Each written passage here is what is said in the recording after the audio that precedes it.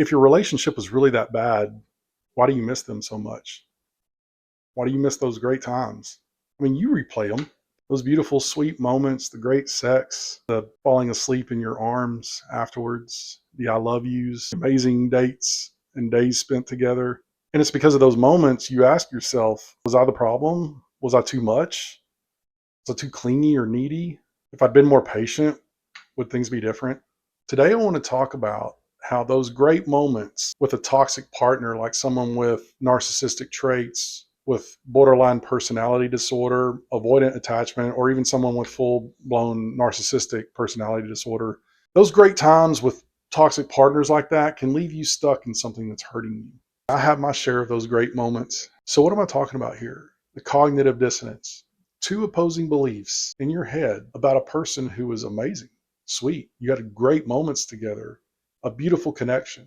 But this person also neglected you, abused you, discarded you, made you feel like nothing. Our brains don't like that lack of clarity. They don't like those two competing beliefs. So we try to make sense of it. We spend valuable mental and emotional energy on trying to solve a puzzle that can't be solved. And for the sake of efficiency, our brain still tries to solve it by minimizing the bad because those great times are too great to let go of. So we minimize the abuse, we minimize the neglect, the distance, the devaluation. We minimize all that and think about the good.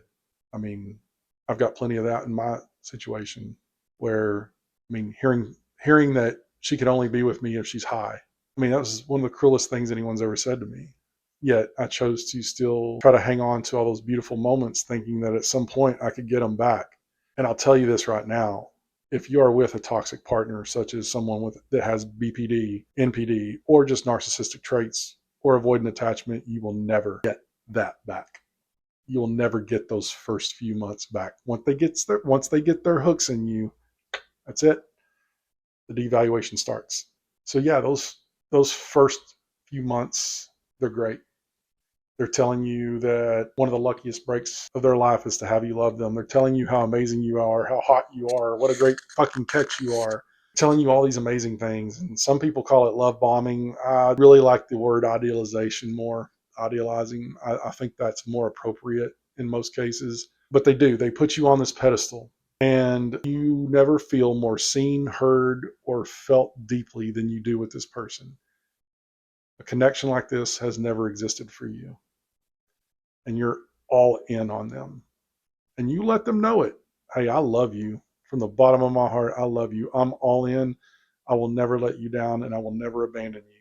And you just said the fatal words of that relationship. I will never abandon you, because they will make sure that someone gets abandoned, whether it's them or you. So the devaluation stage starts. They pull back a little bit. They get a little bit more distant. They don't respond as fast to your text. That's okay. I mean, people get busy. So you're like, all right, whatever. And then when the response does come, they get a little bit shorter, a little bit more cold. But this all happens over the time. They're going to do this slowly. They're going to make you think you're crazy. They're going to leave you more confused and your nervous system more activated and overstimulated than you've ever known in your life. And then they're going to toss you out like a piece of fucking trash after they've thoroughly devalued and abused you. That's their cycle. That's what they do. Now, sometimes they might get sweet again if they sense that you're not going to put up with it or that you're backing off yourself. They might get a little bit sweet again, but they're just breadcrumbs. It's just the bare fucking minimum to pull you back in. It's not to keep you happy or make you happy or have a healthy, committed, loving, emotionally safe relationship. They don't give a fuck about that. They want control and they want distance, or either or. These aren't emotionally healthy people. And I don't care how intelligent they are or how well spoken or well read they are. They're emotional infants when it comes to commitment and healthy relationships. They might just come back around just enough. A little bit of breadcrumbing to make you think there's a chance. There's not. When mine discarded me the first time, we went 5 weeks without talking. She came back and I told her, I was like, look, I'm not going to be your platonic drinking buddy while you go out and date whoever you want and find your forever. I'm not going to sit on the sidelines with pom-poms and cheer that shit on. I'm not strong enough to leave if I have to. And at that time I was. At that time I meant what I said. So what did she do? She went in pretty much a relationship with me right then and there almost. And we were great for about another 4 or 5 weeks. And then once she knew she really had me and that I was deeply back committed and invested and fully in love with her, which I was, I never stopped. But once she knew that she had got into my nervous system enough again, she discarded me again. We went through a few months of trying to be friends, but I couldn't. I couldn't do it. I tried. I really tried for her because I love her. I really did, but I couldn't be her friend. Not the way we needed to be. Maybe we just needed some time apart for a while and then we could come back and be friends. I thought, I don't know. Especially if I'm sitting here telling you that, you can have these two opposing beliefs. You can have pockets of love in a relationship and it still not be a loving, healthy relationship. And that's something I had to learn. Pockets of love don't equal a loving relationship. I can say I love her and I loved her and I mean it and I meant it then. And she can say she loved me and meant it then. But my love never stopped. I still have it. She was able to treat me like absolute dog shit and then completely block me everywhere. That's not something that you do to someone you really care about and love. But nonetheless, that cognitive dissonance, those two opposing beliefs, because you've started to minimize the bad and romanticize the good, it leaves you wondering if you're the problem. I talked about it in the beginning of the video.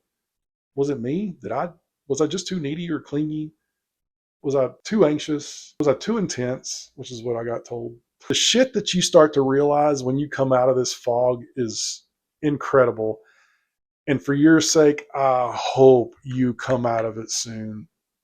I hope you start to smile again, start to laugh again, start to sleep again.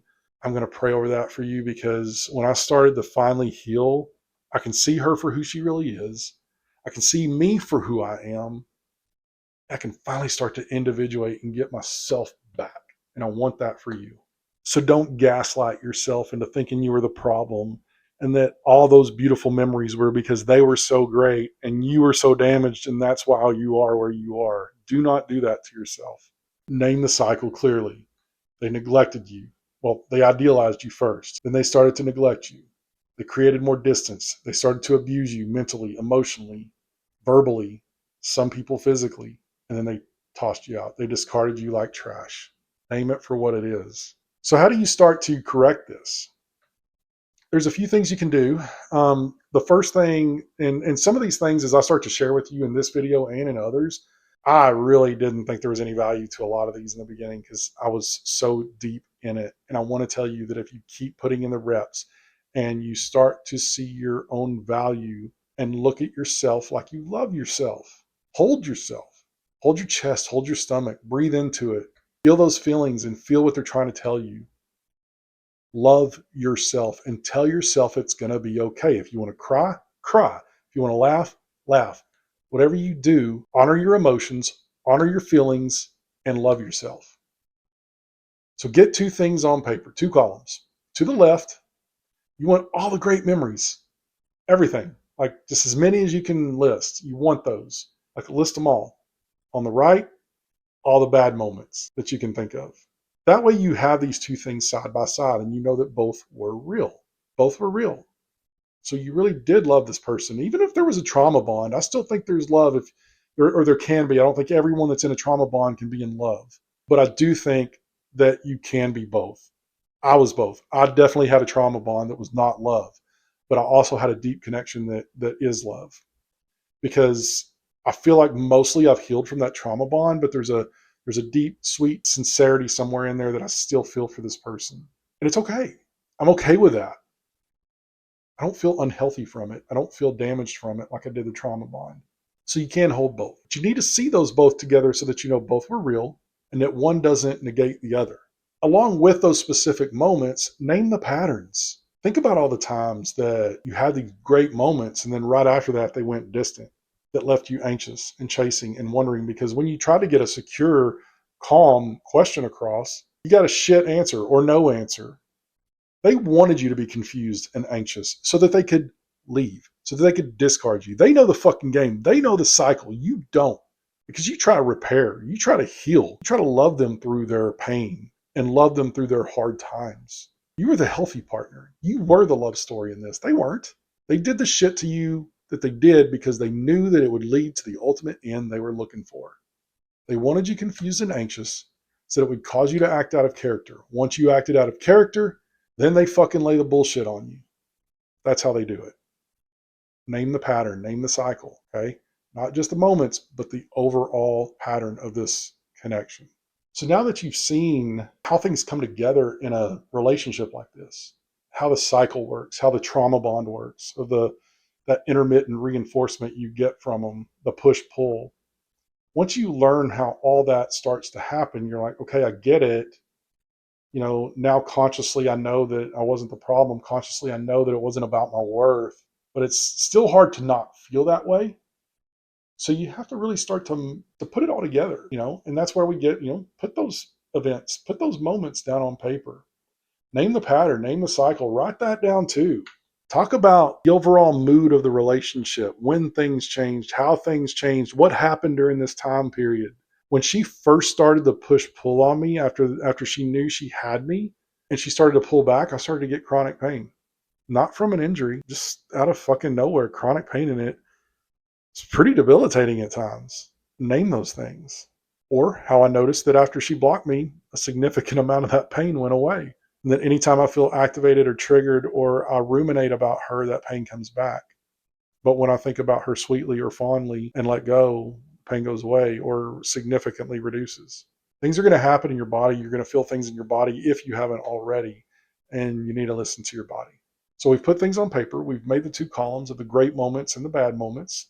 We've written down the cycle. We've named the cycle, what we felt during those times, what we noticed during those times, the good and the bad, and how it worked when certain things would occur, right? Like after great moments, that's when they would typically pull away, things like that. And then the next thing is to talk to someone safe. If you haven't already, I would be doing a huge disservice to you by not recommending you see a therapist. I don't make it through this fog without my therapist. I don't. He helped me so much. In fact, I've had a couple of different therapists for different reasons, but both have been extremely helpful in helping me get over her and to rediscover my worth, my independence, and my value, to hold those two beliefs to be true, that I did love her and I do love her, but I was also trauma bonded and she was also abusive and dismissive. I don't make it through those things without my therapist. So highly recommend. If you don't have the money, look at BetterHelp. It's a monthly subscription, and I think they have a financial hardship program. I'm not sure, but I do believe they do. So I would look into that. Or if your employer has the employee assistance program and you have access to that, highly recommend that. That's where I got one of my counselors. So I highly recommend therapy. It's a must in my opinion, especially to get over a relationship like this with someone who had either narcissistic traits or full-blown NPD or BPD, any of the subsets of BPD or avoidant attachment. It's going to fuck with your nervous system if you don't talk to somebody safe like a therapist. Another safe person to talk to would be friends and family, right? So I have a really good example of talking to a friend recently. She spent pretty much the entire day talking to me, and I almost felt guilty. I was like, I don't really want to talk about this person anymore. I kind of want to just leave things in the past. I want to try to have fond memories of this person because there were a lot of sweet times. And I don't think inherently deep down she's a bad human being. I'm going to take a little side quest to talk to you about if you start to think you're the problem. And I'm bringing this up because if you think you're the problem and you have done all the work to try to repair the relationship, to try to repair your mental health, to regulate your emotions and your nervous system, and you've tried and tried and tried, you are not the problem, because that motherfucker on the other end of that relationship hasn't tried at all. All they've done is run and throw shit at you as they're running. They don't fucking care about you. You did the work. They didn't. You're not the problem. They were. So talking to this friend kind of helped me come to a lot of these realizations. And I left the conversation feeling a lot better because I was like, damn, like I got a lot out there and I came to a few revelations. Now, after that night, I kind of felt like shit. Not like guilty or emotionally down, but more like physically ill. I had that happen after a therapy appointment too. And I think it's just so much had to come out. My body was like purging it. It wanted it out so bad. And that kind of had this ill feeling afterwards. But both the therapy appointment and talking to my friend, very, very helpful. And if you get something somatic like that, don't be afraid of it. It's pretty normal. So talk to someone safe. So there's a few things that I laid out right there that can help. Get those things on paper, the great moments, the bad moments, the cycle, the pattern. Get all those down on paper. Get all those down on paper. Talk to someone you trust and someone that cares about you. Talk to those safe people about your experience because they want to help you. And lastly, this one's big. This one's really big. Validate your experience. What you felt is real, the good and the bad. Your nervous system being a wreck, them discarding you. If you feel like you were neglected, you were neglected. If you feel like you were devalued or abused, you are devalued or abused. Don't let them gaslight you, and don't let you gaslight yourself into thinking that you were the problem. Validate your experience because it was real, and you need to know that, especially the bad parts, because you're going to have to know that you deserve better. You're worth more than that. Validate it all, integrate it into your story, and start to heal and move on. If any of this resonated with you, could you do me a huge favor and drop it in the comments below? In fact, put a great memory that you had with them, a memory that may keep you stuck, and then go ahead right next to it, put something that really bad that happened. Something you feel comfortable sharing, obviously, nothing you don't want to share, but do that so you can see those two things side by side. And if you have a friend or a loved one that has been through this or is going through this, and you think this video could help them, please share it with them. If you want more content about recovering from partners that had either narcissistic personality disorder, narcissistic traits, borderline personality disorder, or any other toxic pattern, please do me a huge favor, like, share, and subscribe. Share your experiences and maybe even share some questions that I could possibly help you with. I look forward to talking to you soon.